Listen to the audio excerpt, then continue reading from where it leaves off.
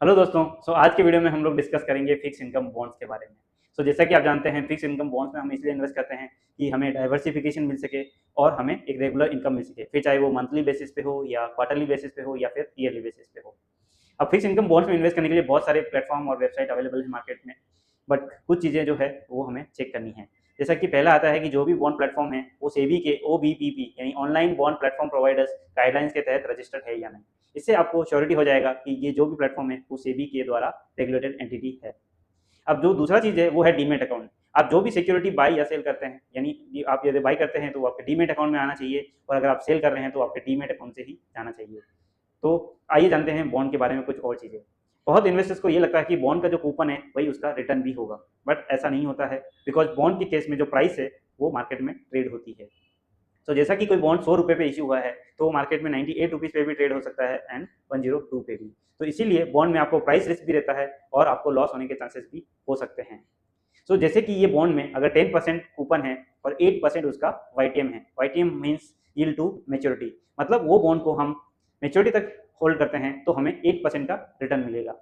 तो ये चीज़ों को हमें ध्यान में रखना है कि हमारा रिटर्न क्या है और कूपन क्या है। आइए जानते हैं कुछ और चीज़ों के बारे में। जैसे कि बॉन्ड जो है वो एक तरीके से लोन है जो हम एक कंपनी को दे रहे हैं। अब फॉर एग्जांपल ए हमें 10% रिटर्न दे रहा है और बी हमें 15% रिटर्न दे रहा है, तो क्या हम कौन से बॉन्ड में इन्वेस्ट करेंगे? बी में, ऑफकोर्स, क्योंकि 15% ज़्यादा है रिटर्न 10% से। बट रुकिए, हमें कुछ चीज़ें चेक करनी है। पहला है क्रेडिट रेटिंग। क्रेडिट रेटिंग जो है वो एक सिविल स्कोर की तरह है, जैसे इंडिविजुअल के लिए होता है वैसे ही क्रेडिट रेटिंग जो है वो एक कंपनी के लिए होती है। जैसे कि ट्रिपल ए है जो हाईएस्ट रेटेड है, डबल ए है उसके नीचे, ए है उसके नीचे, इस तरीके से एक रेटिंग जो है वो कंपनी को दी जाती है। अब आप इस एग्जाम्पल में ए का जो रेटिंग है वो ट्रिपल है। दूसरा जो एग्जाम्पल है वो है मेच्योरिटी।